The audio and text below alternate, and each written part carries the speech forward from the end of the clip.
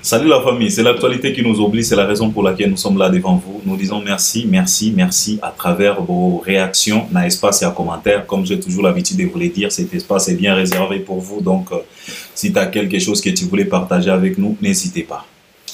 En bas dans les coins, tu cliques, tu t'abonnes, tu actives aussi la cloche de notification pour être toujours notifié à chaque fois qu'on postera quelque chose. Partage aussi les liens, ça c'est très important pour nous, c'est pour que d'autres personnes, c'est pour croître notre audience, donc c'est pour que d'autres personnes puissent nous découvrir à travers ton partage. Donc tu vois que c'est très important pour nous, donc il faut toujours penser à partager les liens. Regardez aussi nos vidéos jusqu'à la fin, ça aussi c'est très important, ça va te faciliter la tâche de pouvoir nous laisser un bon commentaire qui va correspondre à Makambo Oyo Tokoloba, au lieu aux ala hors sujet, parce qu'il y a de ces gens, autant de commentaires naïe, au talipe makambo lobby au moni. Donc tu te poses la question de savoir est-ce que Alanda qui biso ou bien il est venu tout simplement commenter. Donc il faut d'abord nous regarder jusqu'à la fin, bien comprendre ce qu'on a dégagé, ce qu'on a développé, ce qu'on a analysé. Donc ça va te faciliter la tâche de nous laisser un bon commentaire qui va nous aider, et nous et les gens qui nous suivent sur Albert Premier. Et puis donc je pense que c'est ça. Donc, il faut le faire. Étape c'est très important. Alors, c'est l'actualité qui nous oblige. C'est la raison pour laquelle nous sommes là. On m'a demandé tout simplement de pouvoir venir développer Likambo Oyo. Balobi nanga keno et créer moi polémique parce que tu as Ancien Testament, bazo comprendre était Likambo Oyo certification et artiste et musicien Fally Ipupa. Donc, il y a plusieurs gens qui ne comprennent pas les certifications de l'artiste et musicien Fally Ipupa à travers Centre national de musique ou bien de la musique comme tu veux, CNM, en collaboration avec SNEP. Beaucoup de monde ne comprennent pas. Beaucoup de monde disent que non, c'est faux, ce n'est pas vrai, tout ça c'est pour chercher de l'actualité, ce n'est pas vrai, ça n'existe pas. Fally devrait être certifié en France à travers SNEP parce que sa maison de distribution c'est Warner Electra. Et en France, et pourquoi Fally a nominé na CNM, pourquoi pas SNEP? Ça crée des polémiques, ça discute de partout, ça tire à balles réelles, ça insulte et je ne sais pas comment. Et tu te poses la question de savoir qu'est-ce qui ne va pas dans nos têtes, nous Congolais. Alors, les gens m'ont dit que non, Albert, il faut quand même exposer vos réflexions parce que à travers vos réflexions, il faut vous expliquer tout, comprendre makambo parce que quelqu'un peut rester ici en Europe pendant plus de 20 ans, 40 ans, mais l'intégration, c'est tout un problème. Comprendre makambo, c'est tout un problème. Intelligence pena, et là pas. Et kata pena lai, et ko visita kabango, jamais. Alors, Albert Premier, en tout cas, il faut faire par tous les moyens possibles pour que parce que bino bozana averti, bozana moins connaissance, bozana moins maîtrise, makambo. Alors, c'est la raison pour laquelle je me suis dit, ok, je vais venir pour expliquer les gens. Donc, expliquer à mon année, il est facile pour te faire comprendre, il faut comprendre que CNM, c'est légal. Et ça manque on a été. Alors, ce qui t'a permettre de la paix, actualité mon sous. Mais je suis venu tout simplement pour Namakambo, il y a disque d'or, il y a Fally Ipupa. Mais en entendant, avant que j'entame, avant que je développe, avant que j'explique Makambo à certification à Fally Ipupa, je m'aimerais d'abord dire merci à notre vieux Soulé Kaouka. Et quand on parle de Soulé Kaouka, on voit aussi directement ou indirectement l'artiste et musicien Fally Ipupa. Pourquoi j'ai dit merci à Soulé Kaouka? C'est parce que Touti Kolanda, prestation, il y a des comédiens na biso. Oyo ba uti kisasa, bae awa na poto, basali prestation na bango à guichet fermé. C'était prévu, ba prester jour moko, mais pour na engouement, pour na appréciation ya batu, nenge batu ba yambeli événement, ils étaient obligés ya ko prester des jours. Alors, Bissonios Toyebi, il s'agit de notre vieux vie de loin, notre vieux Esobé,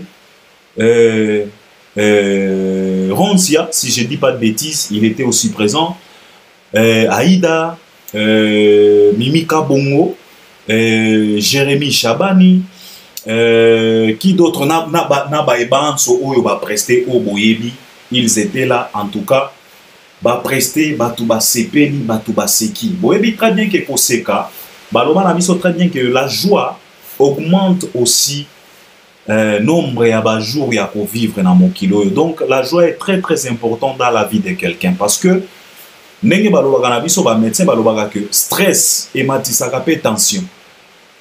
Un stress et matisaka hypertension et puis ça monte hypertension. Donc au moni que stress ba problème kokanisa ebele ça peut tuer mais en aucun jour batika la koloba na biso que no koseka et matisaka hypertension non. Donc koseka ezali kambo moko ya bien. Alors oyo sule kauka sali parce que toyebi biso nyonso très bien na bande ko na biso ba témoigner que non ils ont eu à recevoir leur visa à travers Soule Kauka. Il les a facilité la tâche de pouvoir trouver leur visa pour que Baya ko prester na Europe. Parce que Tobanda ko mona bango na ba vidéo na ba photo chez Soule Kauka, to mona ki même ba photo na ba vidéo, Fali Ipupa était aussi chez Soule, il y avait aussi les comédiens et ba comédiens Tobanda ko mona pas Soule Kauka. Bango wana touti komona bango en plein Paris ba prester et l'équipe ena kitoko. Alors nous félicitons Soule Kauka na ba initiative à Boye. C'est très très important. Et nous félicitons encore une fois de plus Fali Ipupa parce que Boyende to komi siko yo ko comprendre l'importance ya combat oyo Fali amenaki pona koya ko nettoyer buzoba na busoto nyonso oyo ezalaki établi par les soi-disant komantaba komantufi. Lelo yo to komi komona importance nango. Lelo yo ba comédien ba prester sans problème. Bango pe ba gagner lelo ba Jérémy ba kozonga kisasa moi basket à sika moi eloko ya sika moi eloko ya sika ba aida memema moi bijou ya sika moi eloko ya mato ya sika moi parfum et ko motiver bango bomoni siko combat oyo fallait salaki mais pona buzo banaki ndoki ya congolais okomona congolais zoya ko loba ono fallait asili à travers lui ba prester bo sepeli. Ba maman ebele na ba papa ebele bazalaki na salle wana. Vous êtes toujours là à insulter Fali, vous êtes toujours là à calomnier, à diminuer Fali. Mais tala siko Fali makambo bitumba oyo abunda, tala ba joie oyo akomi komemela bino na bapoto. Lelo boza ya bosepela, bomoni Aïda bosepeli, bomoni Jérémy bosepeli, ma chérie. Bosepeli ma chérie, bosepeli. Mais après ma chérie, on a sa téléphone pour finga lisusu Fali. Et pourtant, il a fait un grand combat, un sérieux combat. Il a pris des risques. Il a porté plainte de préfet. Yo moto banda ba musique na ba bandal kuna na ba kisasa mangala français kutu mobulu. Mais aux pena ba risque ya porter plainte de préfet bo sambi pe au gagner. Et tu as fait ça pour tout le monde. C'était pas tout simplement pour toi parce que toi-même tu as dit Fali lui-même avait dit que non. Pour que n'importe quel musicien congolais aille à Kobeta en France. Les lobos ko prester sans problème. Alors nous félicitons Soule Kauka, nous félicitons aussi Fali pour une initiative parce que l'équipe ena kitoko na banda kolanda bango na seki surtout Aïda a seki singa trop na histoire na wana que abimaki na mondele bake kolia allié pena allié et puis mondela akomi koloba na on va faire quoi, on va gérer la facture. En tout cas Aïda na seki donc kitoko pena kitoko sikoyo batu ya boye bokende kopimela bango ba visa. Pourquoi? Ndege bozolo ba oh Fali yeso ki asengi visa ba pesa ka facilement, pourquoi pas batumi susu? Mais sikoyo okopimela Aïda visa. Pourquoi? Tala nenga sepeni si batu bazalaki na basal wana ba stress ba nini okokende kopimela Jérémy visa na ndenge nini, boko sepela na ma chérie ndenge nini, okopimela vie de loin na biso visa. Pourquoi? Au moment que ngambo ya Fali soki bazo outwaye batu ba visa avec raison, batu bazongiseli batu ba joie de vivre, batu ba sepeli. Metala siko na ngambo ya batu ya ancien testament bana bikondonozo batu ya mankiona tala batu ba pesa ki ba vida lokola ba Gautier C. Par exemple visa ya un indigène culturel, un musenzi, un mutiopi culturel lokola Gautier C. Visa na ewana eza na importance nini na communauté na biso. visa ya Gauthier Sei esali nini? Bopesi ye visa po akende na poto abanda kofanda na ba plateau ba via dilondole babanda kozongisa ye na raison. Batu ya boye nde bozolinga sikoyo bapesa bango ba visa. Bapimela ba aida, bapimela vie de loin, bapimela esobe. Oyebi combien de joie batu wana bazongiseli batu na salo wana? Papa, parfois il faut savoir choisir la lumière. Il faut qu'on ait un bon côté à l'histoire. Si tu veux te placer, il faut aussi savoir où se placer.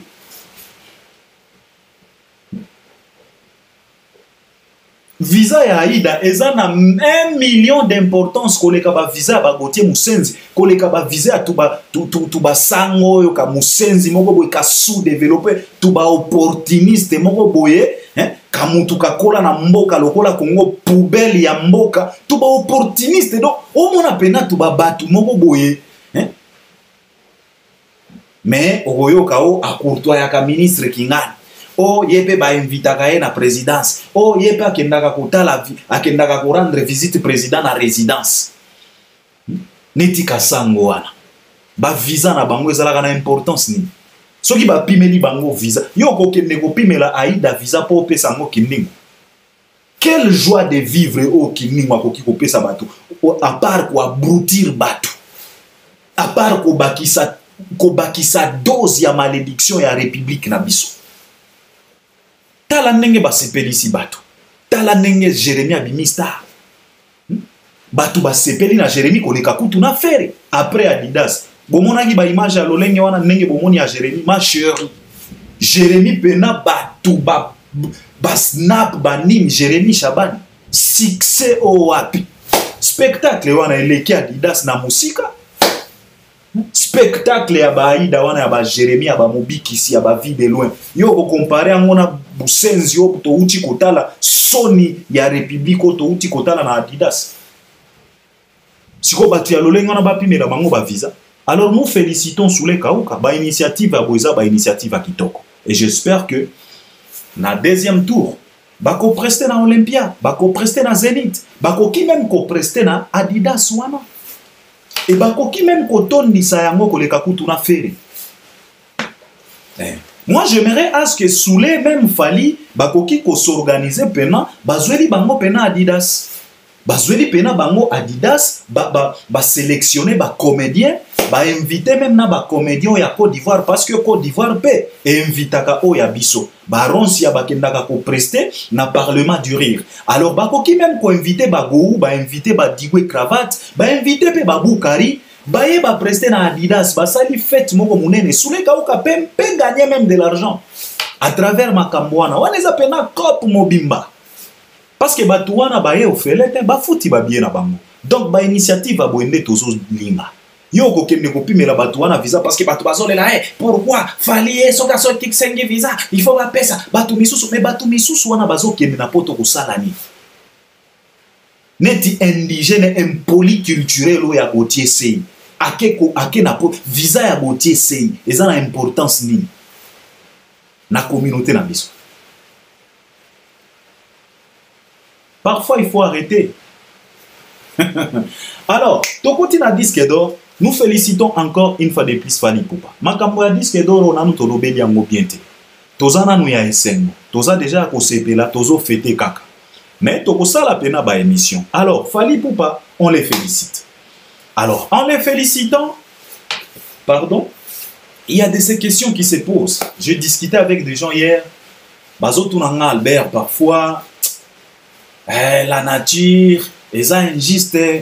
Natounie, pourquoi tu me dis ça? Il dit non, mais Albert, quand même, Namboga Nabiso Congo, ce n'est pas tout simplement Fally qui exerce. Ce n'est pas tout simplement Fally l'artiste. Il y a des Kofi, il y a des. Et ça, bateau, basala pena ba musique, par exemple, qui a Nabiso Rambo, ba Ferego, la ba Yembaka.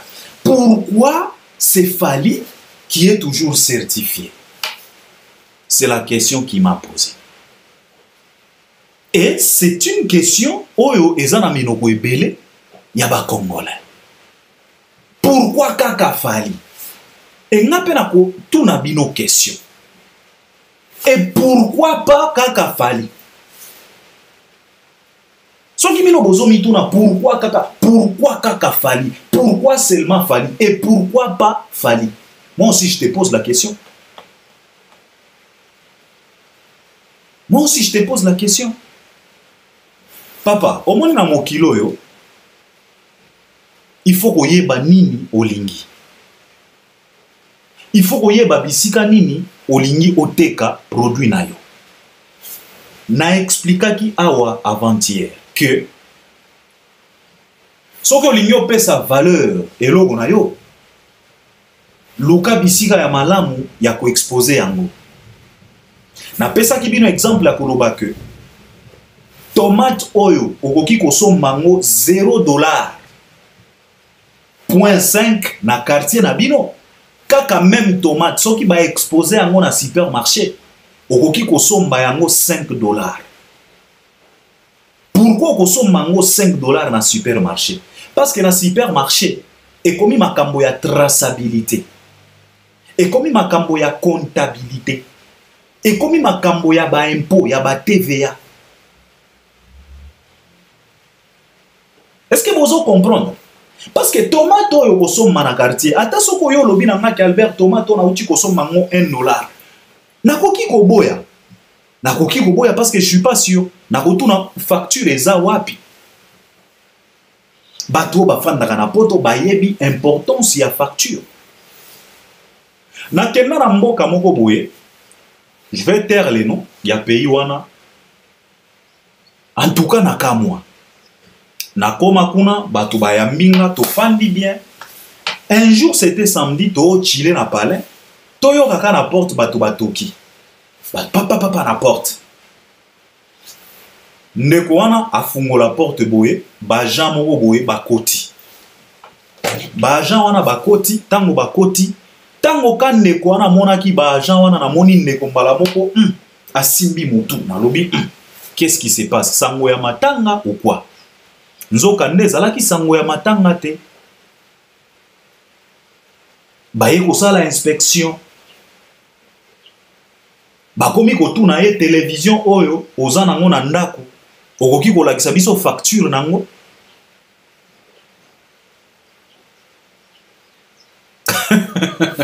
En tout cas, j'étais là, je regardais, je me disais, qu'est-ce qui se passe ici? Ndekwake na chambre, abimisi, aye même na carton ya télé. A présenter yango, a présenter na ba facture nango. Babaluki na kati ya salon, bamona ke loko nini, ezaki na loko nini, imprimante moko ya muke. Batuniye, facture ya imprimante oyo eza wapi. Malheureusement, ndekwana zalaki na facture te. Bazwa imprimante bakenda nango. Parce que baloba na ye ke oyibaki yango. Osombaki yango wapi. Qui est-ce qui nous prouve que eza ya yo? C'est ce qui se passe aujourd'hui concernant les certifications des Fally. Ce qui vous comprendre, arrêtez de vous poser des questions en disant que pourquoi Kaka Fally? Pourquoi Kaka Fally? Effectivement, ça doit être Fally parce que lui, il a bien choisi là où il doit vendre sa musique, là où il doit exposer ses articles, ses projets. Il a compris le marché. Yemoko atalaki alobi ke biloko nanga po ezala na traçabilité, pona zoelaka yango ba facture, pona futelaka yango ba impôt, pour que au final nazala certifié, il faut na teka yango na bisika oyo eza éligible pona koteka ba produit. Yango na pesa ki bino exemple awa yo ozwi pena mutu ka Bugatti Verona, oke koteka yango na zando soki zando ya Gambela. Ata mutu oyo akomona Bugatti na zando ya Gambela, mais akoloba Bugatti oyo awa. C'est akomépriser yango, akopesa yango valeur te, akoloba ndenge bazoteka yango awa c'est que za ya occasion. Ti akoya ko proposer $1000 pour na Bugatti Verona. Ti akoya ko proposer $1000 pour na Rolls-Royce. Pourquoi? Parce que bisika oyo exposé yango. Tosombaka ba basket. Okomona même paire de baskets. Awa oke kotuna balobi na yo 49 €. Même paire de baskets oke kotuna yango bisika mosusu balobi na yo 150 €. Même paire de baskets. Pourquoi? l'exposition, la traçabilité. Oh, azote kango 49 euros, peut-être à copier ça une facture. Et ça fraude. Et yebanité. Alors, plusieurs de nos artistes et musiciens, ba frauda na musique. Ba teka musique na marché noir. Bisika oyo bazana ba facture te. Oyo ko présenter biso, oh biso toteka ki 100 000. Toko senga yo facture. Lelo yo komi likambo ya facture. Toko senga yo TVA. Toko senga yo impôt. Oh, na teki 500 000. La kisa biso facture. Oteka ki yango na marché nini. Facture à moi, il faut qu'ils aient caché. Ils ont la facture électronique. Parce que tous en un monde. Tous en un monde avare. Alors arrêtez de vous poser des questions, de vous tourmenter, de vous tracasser pour rien. Oh, pourquoi Kaka Fali? Il a su. C'est un visionnaire. Il a compris. Ayebaki bisika ni na koteka miziki lelo yo tozui disque d'or ya rumba bisika o tabula lembana papa wemba lembana Franco lembana Lutumba lembana Pepe Kala lembana Madiluba lembana Emene ya lembana akufa na suwe ti lelo ba kofi bazo lembana kaka ba vie nyoshi ba lembana ba vie bozi ba lembana et pourtant ba misien na biso nyonso wana babanda ko fréquenter France. La plupart y a ba exploit, y a ba vie na biso. Et salama na France. Oh, double Zénith Yawera, France. Oh, Bercy à JB, France. Oh, Bercy à Kofi, France. Oh, Adidas à Ferry, France. Oh, You Arena ya Fali, France. Oh, Zénith à Betty Masikini, France. Oh, Zénith à Tchalamouane, France. Et pourtant, ce n'est pas à la canne à France wana. Na époque wana bavie na biso bana ko beta miziki, il y avait une forte communauté congolaise ezalaki wana, ezala na Belgique, ezala na France. Mais batikala ko so ba disque d'or pourquoi? Parce que babanda ko teka na marché noir.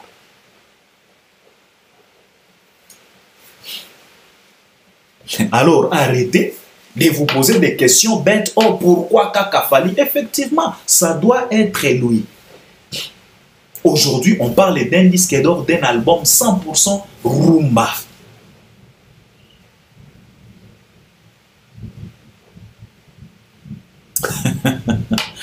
Donc, cela veut dire que les lingala, la plus belle langue du monde, vient d'être certifiée or. Les rythmiques, ya rumba, notre guitare typique. Aujourd'hui, cette guitare vient d'être certifiée or. Mbonda, o Shumena Beta. Aujourd'hui, Mbonda wana vient d'être certifié or. Caisse claire, o Arnaud Madouma Abetaka. Aujourd'hui, caisse claire wana certifié or. Bass Nabiso, o Walo Basa Kamulaka. Aujourd'hui, Bass Nabiso certifié or. Naba instrument nyonso, o ezalaka approprié pour na ko produire ba son oyo esengelaka pona nzembo ya rumba. Soko yoki kaka mélodie yo moko lobi que ça c'est la rumba. Ba son nyonso wana lelo fali a faire certifiango or. Na CNM sous surveillance, sous patronage, il y a SNEP. Alors, le problème c'est quoi? Les gens disent que pourquoi CNM, pourquoi pas SNEP? Batu balobi que non, waneza manki ona, soke zalaki ya SNEP neto linga kitondima, CNM wana, tozo comprendre yango te, oh ba vente, en dehors ya France, ça veut dire quoi? C'est la raison pour laquelle nous sommes là. Parce que nous, Albert Ier, on est tellement avertis. Bisous tous au milieu du village, parce que je ne suis pas un villageois. On est un villageois. Pour nous, au milieu du village. Je suis tellement averti dans le On est tellement averti à la page, papa. Et l'intelligence nous visite souvent. Et là, la rapine pas nabi soit à 4 jours. Alors ça la keba, car tous en monde avar. Albert Ier na loba na bino. va rekota déjà na musique. Alors zala calme to expliquer pourquoi CNM est éligible. Pourquoi bokoki jamais ko douter certification ya CNM. Alors bokoki ko douter jamais na certification ya CNM. CNM est éligible. Centre national ya musique en collaboration avec SNEP. Alors j'aimerais ici expliquer. Nako kende nango pena terre à terre pour vous comprendre. CNM na SNEP eza neti ndenge nini. Eza lokola Kisasa na ba province ou bien na en dehors au-delà ya Kisasa, donc au-delà ya République démocratique du Congo. Toza na bana na biso ya 6e des humanités, donc 6e secondaire. Il faut présenter examen national pour décrocher un diplôme. Toza na bana oyo ya Kisasa capitale, bisika oyo edkota ya ministère ya éducation ezalaka. Nakati ya ministère ya éducation bazana branche oyo elandelaka makambo ya examen national. Ezana Kisasa. Mais en même temps, il y a aussi d'autres élèves qui vont présenter leur examen d'état na ba province. Mais ba diplôme na bango ekouta wapi?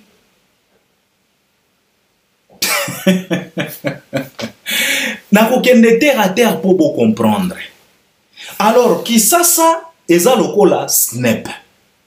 Ba province eza lokola CNM. Même au-delà il y a République démocratique du Congo. Pourquoi nazoloba au-delà il y a République démocratique du Congo? C'est parce que je vais vous donner quelque chose. Nako révéler bino eloko peut-être beaucoup de Congolais ignorent parce que biso to tambolaka. Biso to apena ba averti, to tunaka, to bengaka. Est-ce que boye baka ke na Rwanda bazalaka na école oyo babengaka école congolaise na Rwanda en pleine Kigali? Il y a une école oyo babengaka école congolaise. Bo benga bato bafandaka na Rwanda bagoye bisabino. École congolaise wana bana batangaka kuna mais ba diplôme ya école wana eutaka na Kisasa. Parce que eza école congolaise. Et bana ya école wana bazwaka ba diplôme from Kinshasa. Bana oyo bazana Bukavu. Bango pe bako présenter examen d'état. Bana oyo bazana Goma. Bana oyo bazana Mbujimai, Matadi. En dehors ya Kisasa. Bango pe bako présenter ba examen d'état na bango. Naba oyo ya Kisasa bango pe bako présenter. Alors, comme Moutouazana Goma, département oyo ezolandela examen national, ediko tanango, donc bureau ovale si je peux le dire, ezana Kisasa, alors bakoloba ok.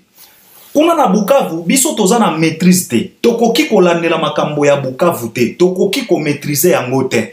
Alors bino batu ya Bukavu, bo ede biso. Bolandela bana nyonso oyo bako présenter examen d'état na bango. Bo pesa biso rapport. Cela veut dire ba kombo na bango, ba numéro d'examination na bango, na ba pourcentage oyo bako soa, ou bien ba feuille d'examen na bango. Tango ekoko manaki, biso toko vérifier, et puis toko valider. Tango toko valider, bako koma éligible pour recevoir leur diplôme d'état. Alors bana ya Bukavu, bana ya Goma, bana ya Kalemi, bana ya Uvira, bana ya Kisangani, bana ya Lubumbashi, bangonde baza considéré lokola bana oyo baza sous surveillance ya CNM. Baza sous contrôle ya CNM. Bana oyo baza na capitale Kinshasa, bangonde baza considéré lokola bana oyo baza na sous surveillance ya SNEP. Sikoyo mwana oyo a présenté examen na ye na Lubumbashi. Yo ko douter na diplôme na ye po a présenter ki yango na Kisasa. Po a présenter ki yango na Kisasa te yo ko douter na diplôme na ye. Ben non. CNM ezolandela makambo oyo ezoleka en dehors ya sol français. Parce que sol français, bakozala na du mal ya ko maîtriser ba vente o ezo salama en dehors. De la même façon, Kinshasa, bakoki kozala na du mal ya kolandela, bana nyonso oyo bazo présenter ba examen d'état na bango en dehors ya Kinshasa. Soki toza déjà na Congo plus de 100 millions. Toza na combien ya bana oyo batangaka? Parce que la jeunesse, je pense que la jeunesse n'est pas un pourcentage belé dans notre république. Soki toza au moins atteint à 50 millions d'élèves. Toza par exemple na 30 millions oyo bako présenter na année wana.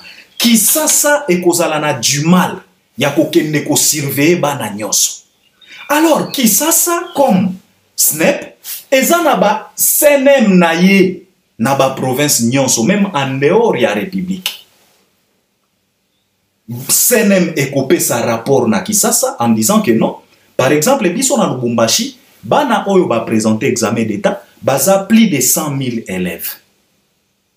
Ba numéro na bango yangoyo, numéro matricule na bango, ba kombo na bango yangoyo, ba photo passeport na bango yangoyo, na ba point na bango yangoyo. Oyo ba ganyaki, oyo baza éligible pour na diplôme d'état. Batindi yango na Kisasa.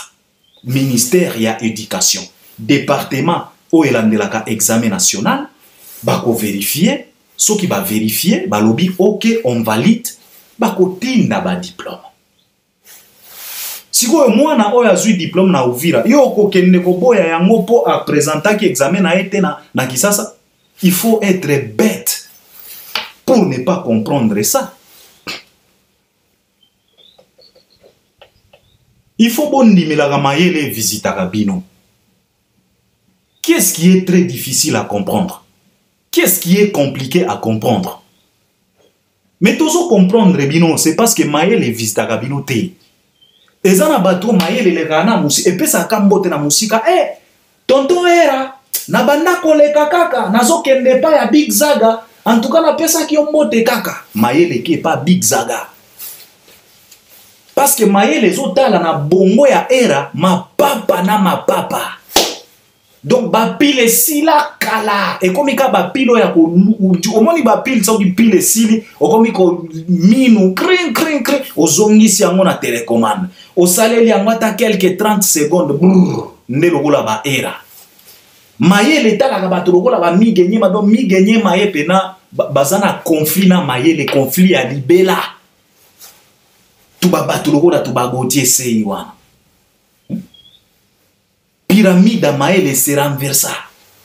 9,6. Alors il faut que la Maël pour comprendre ma camp. Moi na oyo azu diplôme na Lubumbashi. Yo ko kenne ko boya yango po asalaki a présenter ki examen d'état na Kisasa. Ben non, c'est la même chose avec SNEP et SNM. Sene mezo landela makambo o eza en dehors ya sol français. Sol français tozu yango loko la capitale Kinshasa. Senem tozu yango loko la ba province o eza en dehors ya Kisasa. Mais bana o ba présenter ba examen na bango na ba province. Bazala ka pe éligible ya ba diplôme na bango. Ba diplôme ko uta Kisasa après avoir être imprimé, ba ko tinda yango et puis ba école na bango, ba institut na bango et ko distribuer na bana wana. Et moi, na wana soka ke koluka musala na diplôme wana, ba kopesa ye musala parce que ça éligible. Siko yo zoya ko boya disque d'or ya fali pour ces mêmes moto epesi et certifié. Oh, effectivement, balobi na yo sous surveillance na en collaboration avec SNEP. Il y a pas si eza wapi. Il faut arrêter. Et tout ça c'est quoi? C'est la jalousie. Parce que la jalousie est un vilain défaut. La jalousie, ça n'a que ozomo na pena mutu o ya lati chemise blé. Mais yo komi kotalo komi koloba mais ezalaka na ba blé Bordeaux. Blé Bordeaux ya wapi. Oh ezalaka na ba blé marron. Oh ezalaka na ba blé moko boye kendaka lokola ba rouge. Oh il faut ezala moi rouge moko boye, blé rouge moko boye. Blé rouge ya wapi. Chemise ezana mo blé. Nyonso wana motema mabe. Keto motema likundu. yango Congo kotikala kobonga te motema mabe bokomi kosala ba recherche on dirait disque d'or ya ennemi ya Congo et pourtant eza disque d'or ya mwana mboka na bisika ya kosepela matanga mawana morgue pena batu bakoti koma ba Fidel Castro pona motema mabe bozalaka na vision boyebaka mpe kooriente ba vision na bino boyebaka mpe bisika ya koexpose bamarché na bino tala ba Jérémie na ba vie de loin bagago basalaka ngo na Kisasa mais lelo yo babule balobi makambo oyo soki toke kosala yango toke ko exposer yango na France ekozala na mwa connotation moko boye ekoki kofongolela biso ba opportunité mususu lobi kuna tokosutuka baza na spectacle na Adidas Arena. C'est comme ça. Il faut savoir où est-ce que tu veux exposer produit na yo.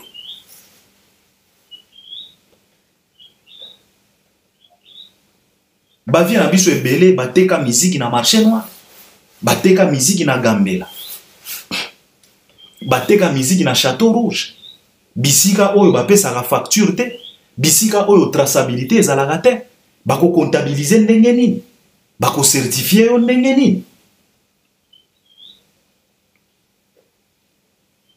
Oh banda Congo banda, eza na artiste moko te, oya kokani nanga, j'ai pris des 20 albums. 20 albums et la bisonine. Attends bouton d'or tozoate.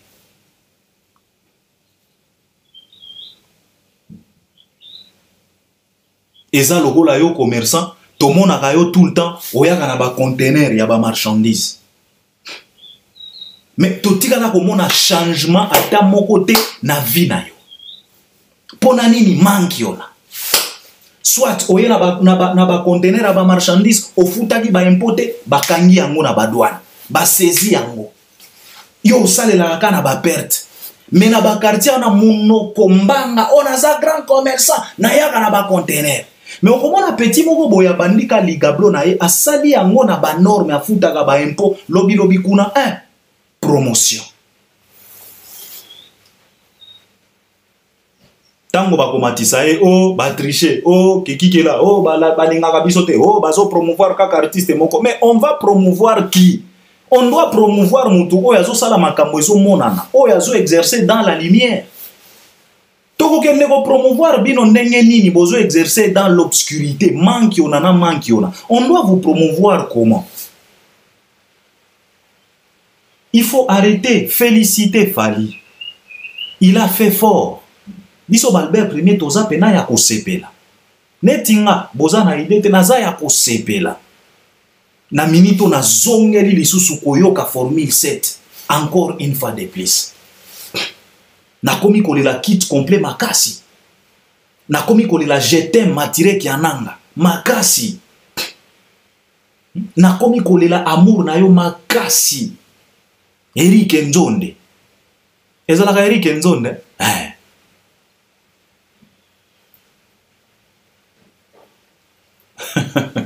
Il faut féliciter Fally. Botika motema mabe. Bolanda ne exemple. Boza na exemple mobimba. Na kamwaka pena ba artiste na biso. Falaza wana lokola exemple bolanda ye. On est ensemble, c'est ce que je voulais partager avec vous. À la prochaine. Merci beaucoup.